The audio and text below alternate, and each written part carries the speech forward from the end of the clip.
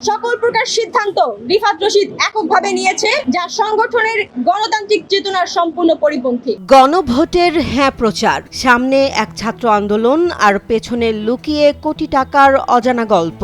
হঠাৎ করেই সামনে এলো একটি প্রশ্ন, এই টাকা এলো কোথা থেকে? আর সবচেয়ে বড় প্রশ্ন হলো, কেন এতদিন তা গোপন রাখা হলো? ত্রয়োদশ জাতীয় সংসদ নির্বাচনের সঙ্গে অনুষ্ঠিত গণভোটে হ্যাঁ ভোটের পক্ষে দেশব্যাপী প্রচার চালায় বৈষম্য বিরোধী ছাত্র আন্দোলন। তবে সাম্প্রতিক এক সংবাদ সম্মেলনের পর এই প্রচারণা ঘিরে নতুন বিতর্ক তৈরি হয়েছে।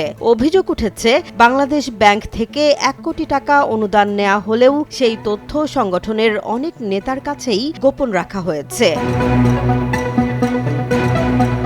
ঢাকা বিশ্ববিদ্যালয়ের মধুর ক্যান্টিনে আয়োজিত এক সংবাদ সম্মেলনে সংগঠনের সাবেক মুখপাত্র সিনথিয়া জাহিন আয়েশা দাবি করেন, প্রথমে বলা হয়েছিল এই প্রচারণা ব্যক্তিগত অর্থে পরিচালিত হবে, কিন্তু পরে জানা যায় একটি ফাউন্ডেশনের মাধ্যমে রাষ্ট্রীয় প্রতিষ্ঠানের তহবিল নেওয়া হয়েছে। এই অর্থের স্বচ্ছতা নিয়ে এখনও কোনো স্পষ্ট হিসেব তারা পাননি বলেও অভিযোগ করেন তিনি। অভিযোগের কেন্দ্রে রয়েছেন সংগঠনের সদ্য সাবেক সভাপতি রিফাত রশিদ, সংগঠনের সম্পাদক মইনুল ইসলাম এবং মুখ্য সমন্বয়ক হাসিব আল ইসলাম। যদিও এসব অভিযোগ সরাসরি অস্বীকার করেছেন রিফাত রশিদ। তার দাবি, এই অভিযোগ রাজনৈতিক উদ্দেশ্য প্রণোদিত এবং সংগঠনকে বিতর্কিত করার অপচেষ্টা। ফেসবুক লাইভে এসে রিফাত রশিদ ব্যাখ্যা দেন, গণভোটের ইয়েস ক্যাম্পেইন পরিচালনার জন্য তারা বিভিন্ন ব্যাংকের কর্পোরেট সামাজিক দায়বদ্ধতা বা CSR ফান্ড থেকে সহায়তা খুঁজছিলেন। সেই সূত্রে বাংলাদেশ ব্যাংকের সঙ্গে যোগাযোগ করা হয় এবং একটি প্রস্তাব জমা দেয়া হয়।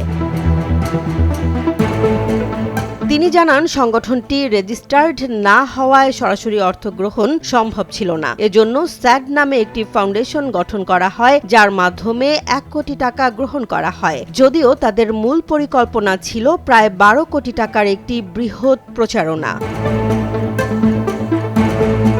রিফাত রশিদের দাবি, এই অর্থের পুরো ব্যয় একটি রেজিস্টার্ড অডিট ফার্ম দিয়ে নিরীক্ষা করিয়ে বাংলাদেশ ব্যাংকে জমা দেওয়া হয়েছে। এমনকি সংশ্লিষ্ট কর্তৃপক্ষও এতে কোনো অনিয়ম খুঁজে পায়নি বলে তিনি উল্লেখ করেন।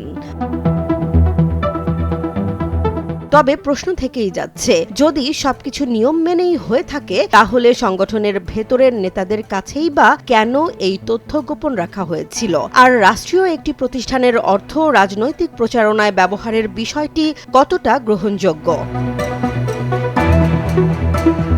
একদিকে অভিযোগ, অন্যদিকে পাল্টা ব্যাখ্যা। সব মিলিয়ে বৈষম্য বিরোধী ছাত্র আন্দোলনের ভেতরে এখন স্পষ্ট বিভাজন। এই বিতর্ক শেষ পর্যন্ত কোথায় গিয়ে দাঁড়ায়, সেটাই এখন দেখার বিষয়।